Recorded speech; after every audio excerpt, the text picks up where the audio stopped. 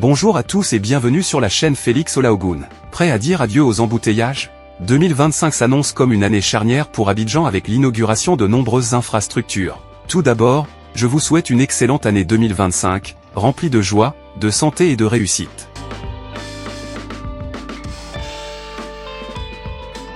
Revenons à nos routes. Vous souvenez-vous de ma vidéo sur la réhabilitation du boulevard du port d'Abidjan? Eh bien, aujourd'hui, je vous emmène explorer la deuxième partie de ce chantier gigantesque, du port autonome jusqu'au pont de Vridi. Petit rappel, j'ai déjà couvert le tronçon allant du terminus du bus 19 à Vridi-Iran jusqu'à Tri-Postal. Vous pouvez retrouver cette vidéo sur ma chaîne. Je vous invite à vous abonner pour ne rien manquer des avancées de ce projet majeur. Avant de plonger dans le vif du sujet, je vous propose d'y faire un petit tour d'horizon.